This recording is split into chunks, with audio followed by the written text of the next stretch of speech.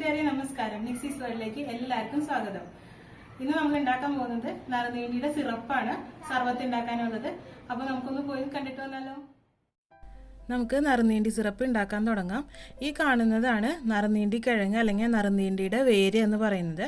ഇത് ഒന്ന് ചതച്ചിട്ട് ഞാൻ വെള്ളത്തിലിട്ട് വെച്ചതാണ്. ഒരു 2-3 മണിക്കൂർ വെള്ളത്തിലിട്ട് വെച്ചതാണ്. അതെല്ലാം കൂടി ഞാൻ കലത്തിലേക്ക് ഇട്ടിട്ടുണ്ട്. 150 ml കപ്പിൽ ഒരു 1.5 കപ്പോളം നറുനീണ്ടി ഉണ്ടായിരുന്നു. ഇതിലേക്ക് നമ്മൾ 2 കിലോ പഞ്ചസാര ഇടുന്നുണ്ട്. അത് ഇത്തിരി 2.5 കിലോ ആയാലും കുഴപ്പമൊന്നുമില്ല. ഒരുപാട് നേരം തീ കത്തിക്കേണ്ട ആവശ്യമുള്ളത് കൊണ്ട് തന്നെ നമ്മൾ ടെറസിൻ്റെ മുകളിൽ റോക്കറ്റ് അടുപ്പിലാണ് കേട്ടോ പാചകം ചെയ്യണത്. ഇനി നമുക്ക് ഇതിലേക്ക് ഒരു 3 ലിറ്ററോളം വെള്ളം വേണം. ഇതിൽ കൊള്ളുമെന്നുള്ളതൊരു സംശയമാണ്. സംശയമല്ല, കൊണ്ടില്ല എന്നുള്ളതാണ് സത്യമായിട്ടുള്ള കാര്യം. വേറെ പാത്രങ്ങളിലെ അടിയിലൊക്കെ കരി പിടിക്കുമല്ലോ എന്ന് കരുതിയിട്ടാണ്. ഇത് ഓൾറെഡി കരി പിടിച്ച കലമാണ്, അപ്പോൾ ഇതന്നെ എടുക്കാമല്ലോ എന്ന് കരുതി. പിന്നെ അലുമിനിയത്തിൻ്റെ വേറെ കലവും ഇല്ല എൻ്റെ കയ്യിൽ. അതാണ് പണി കിട്ടിയത്. പാത്രം മാറ്റേണ്ടി വന്നു. ഞാൻ പക്ഷേ ഇത് ആദ്യം തന്നെ കൊണ്ടുവന്ന് അടുപ്പത്ത് വയ്ക്കുകയും ചെയ്തു. അപ്പോൾ ഇതും കരി പിടിച്ചു, മറ്റേ പാത്രവും കരി പിടിച്ചു. എളുപ്പമാണെന്ന് കരുതി നമ്മൾ ചില കാര്യങ്ങൾ ചെയ്യുമ്പോൾ അത് നമുക്ക് ഇരട്ടിപ്പണിയായി തീരും. അതുപോലൊരു അവസ്ഥയാണിത്. എനിക്ക് മിക്കപ്പോഴും ഉണ്ടാവാറുണ്ട്. നിങ്ങൾക്ക് ആർക്കെങ്കിലും ഇതുപോലെ ഉണ്ടാവാറുണ്ടോ? മോനെ അവിടെ തീ കത്തിച്ച് തരുന്നുണ്ട്. അപ്പോൾ ഞാൻ എന്തായാലും അടുപ്പത്തേക്ക് കലെടുത്ത് വെച്ചു. പക്ഷേ തിളച്ച് കഴിഞ്ഞാൽ പുറത്ത് പോവും. അപ്പോൾ വേറൊരു കലെടുത്തിട്ട് വരട്ടെ വലുത്. നമ്മളെടുത്ത് വെച്ചിരിക്കുന്ന എല്ലാ കൂട്ടും ഈ ചെറിയ കലത്തിൽ നിന്ന് വലിയ കലത്തിലേക്ക് മാറ്റിയിട്ടുണ്ട്. അത് ചെറുതായിട്ടൊന്ന് അടച്ച് വെക്കുന്നുണ്ട്, വേഗം തിളച്ച് കിട്ടാനാണ്. എൻ്റെ സ്റ്റീലിൻ്റെ ഒരു വലിയ കലമായിരുന്നു, അതിലേക്കാണ് എല്ലാം മാറ്റിയിരിക്കുന്നത്. ഇത് കരി പിടിക്കുന്ന കാണുമ്പോൾ ഇച്ചിരി ബുദ്ധിമുട്ടുണ്ട്, പുതിയൊരു കല ആയതുകൊണ്ട് തന്നെ. ഇപ്പോൾ ചെറുതായിട്ട് തിളച്ച് വരുന്നുണ്ട്. ഇനി തുറന്ന് വയ്ക്കാം കേട്ടോ. തിളച്ച് തുടങ്ങി കഴിഞ്ഞാൽ തുറന്ന് വയ്ക്കാം, അല്ലെങ്കിൽ അത് പൊന്തിപ്പോവും. നന്നായിട്ട് തിളച്ച് അതിൻ്റെ കളറൊക്കെ ഇനി മാറി തുടങ്ങും. ഇത് ഒരുവിധം ഒരു ലിറ്ററോളം മിനിമം കുറഞ്ഞ് കിട്ടണം. അത് വറ്റി വരണം. 1-1.5 ലിറ്റർ നന്നായിട്ട് വറ്റി കിട്ടി കഴിഞ്ഞാൽ അതിന് നല്ല ടേസ്റ്റും കാര്യങ്ങളൊക്കെ ഉണ്ടാവുള്ളൂ. ഇത് ഏതാണ്ട് ഒരു പുളിയുറുമ്പിൻ്റെ കളർന്നല്ല, ഒരു തേനിൻ്റെ കളർ വരും. നന്നായിട്ട് തിളച്ച് വറ്റണം. ഇത് നന്നായിട്ട് കുറുകി നല്ല തിക്കായിട്ട് വരണം. പക്ഷെ ഒരു നൂൽപ്പരുവ ഒന്നും ആവേണ്ട ആവശ്യമില്ല. പിന്നെ ഇത് ഇടയ്ക്കൊന്ന് നമ്മൾ ഇളക്കി കൊടുക്കുന്നത് നല്ലതായിരിക്കും.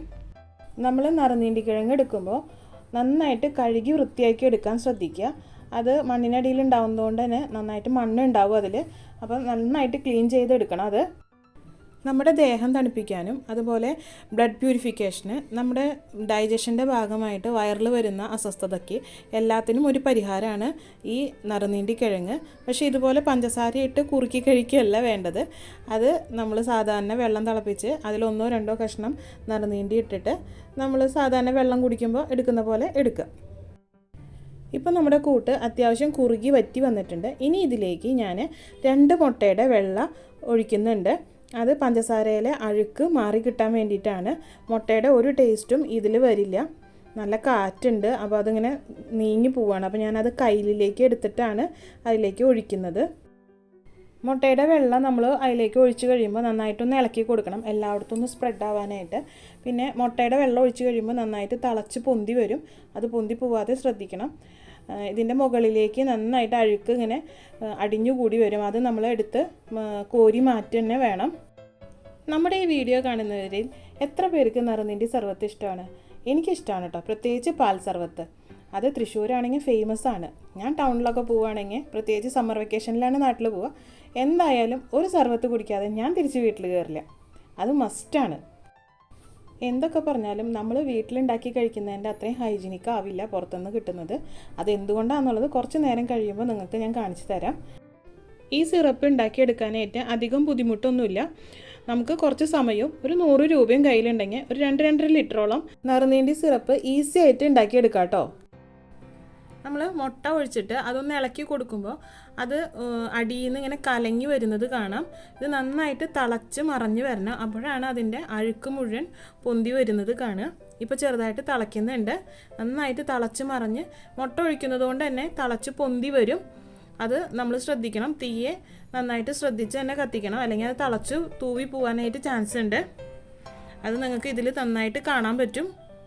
ഇതിപ്പോൾ തിളച്ച് മറിഞ്ഞ് വരുമ്പോൾ തന്നെ നിങ്ങൾക്ക് കാണാം അതിൻ്റെ മുകളിലേക്ക് അഴുക്കുകൾ കയറി വരുന്നത്. ഈ ഒരു സമയത്ത് തീ നന്നായിട്ട് ശ്രദ്ധിക്കണം. ഇതിപ്പോൾ എനിക്ക് അവിടെ ചേട്ടൻ തൊട്ടടുത്തുണ്ടായിരുന്നുകൊണ്ട് തിളച്ച് പോവാതെ രക്ഷപ്പെട്ടു. ഇല്ലയെന്നുണ്ടെങ്കിൽ എടുത്ത പണി മുഴുവൻ വേസ്റ്റായി പോയേനെ.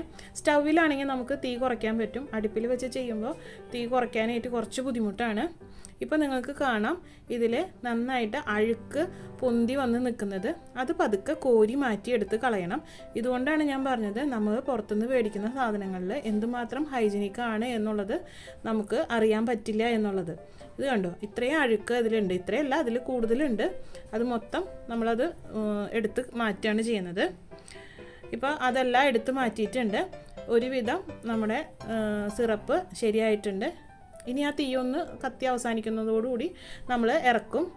അപ്പോൾ അത് ചേട്ടനെ ഇറക്കി തരുന്നുണ്ട്. ഇത് ഈ ചൂടോടു കൂടെ തന്നെ നമ്മൾ അരിച്ച് മാറ്റണം. അല്ലാന്നുണ്ടെങ്കിൽ അത് തിക്കായി മാറും. ഒരു തോർത്തിലോ അല്ലാന്നുണ്ടെങ്കിൽ നല്ല നൈസായിട്ടുള്ള അരിപ്പ വെച്ചിട്ടോ നമ്മൾ അരിച്ച് മാറ്റണം. ഞാൻ അരിപ്പ വെച്ചിട്ടാണ് അരിച്ച് മാറ്റുന്നത്. ഇത് തിക്കാവുന്നതിന് മുന്നേ തന്നെ അരിച്ച് മാറ്റണം. നമ്മൾ എത്ര അരിച്ചു എന്ന് പറഞ്ഞാലും ഇത് ചൂടാറി കഴിയുമ്പോൾ ആ പാത്രത്തിൻ്റെ അടിയിൽ കുറച്ച് തിക്കായിട്ട് ഊറി വരും. അത് നമ്മൾ എടുക്കണ്ട. പിന്നെ നന്നായിട്ട് ചൂടാറിയതിന് ശേഷം മാത്രമേ കുപ്പികളിൽ എടുത്ത് വയ്ക്കാൻ പാടുള്ളൂ. കുപ്പികളിൽ അതുപോലെ വേറെ നനവൊന്നും പാടില്ല. നമ്മൾ എടുക്കുന്ന ഒരു പാത്രത്തിലും വേറെ നനവുകളൊന്നും പാടില്ല. അങ്ങനെയാണെങ്കിൽ പെട്ടെന്ന് കേടായി പോവും. എൻ്റെ വീഡിയോ എല്ലാവർക്കും ഇഷ്ടപ്പെട്ടോ? പിന്നെ നിങ്ങൾ തരുന്ന ഓരോ കമൻറ്റും ലൈക്കുമാണ് അടുത്ത വീഡിയോ ഇടാനുള്ള എൻ്റെ ഊർജ്ജം. അപ്പോൾ അതിൽ പിശുക്ക് വയ്ക്കാതെ എല്ലാവരും ലൈക്ക് ചെയ്യാനും കമൻറ്റ് ചെയ്യാനും മറക്കരുത്. അതുപോലെ സബ്സ്ക്രൈബ് ചെയ്യാതെ കാണുന്നവരുണ്ട് എന്നുണ്ടെങ്കിൽ ഒന്ന് സബ്സ്ക്രൈബ് ചെയ്തേക്കണേ. പിന്നെ വീഡിയോ ഇഷ്ടപ്പെട്ടില്ലെങ്കിൽ ഡിസ്ലൈക്ക് ചെയ്തോളൂ, കുഴപ്പമൊന്നുമില്ല കേട്ടോ. ദൈവമേ, എൻ്റെ കലത്തിൻ്റെ കോലം നോക്കി. ഇത് സ്റ്റീൽ കലാന്ന് ആരെങ്കിലും പറയുമോ? ഇനി ഇത് പഴയ പോലെ ആവുമോ എന്തോ. എന്തെങ്കിലും ആവട്ടെ. നമ്മുടെ ഫൈനൽ പ്രൊഡക്റ്റ് ഇതാ ഇവിടെ റെഡിയാണ്. ഇനി ഇത് ചൂടാറിയിട്ട് നമുക്ക് കുപ്പികളിലാക്കാം. നമ്മൾ ഇത് ചെയ്തിട്ട് 2 കുപ്പി, ഇത് കുറച്ചും കൂടി ഉണ്ടായിരുന്നു, അതിവിടെ ഉപയോഗിച്ച് തീർന്നു. ഇങ്ങനെ 2 കുപ്പിയോളം ഉണ്ട്. ഇത് 2 ലിറ്ററോളം ഉണ്ട്. അപ്പോൾ ഇതുപോലെ ഉണ്ടാക്കി നോക്കുക നിങ്ങളെല്ലാവരും. നല്ല ടേസ്റ്റാണ്. ഈ വേനലിൽ ഇങ്ങനെ സർബത്ത് ഉണ്ടാക്കി കുടിക്കാനായിട്ട് അടിപൊളിയാണ്. അപ്പോൾ താങ്ക് യു.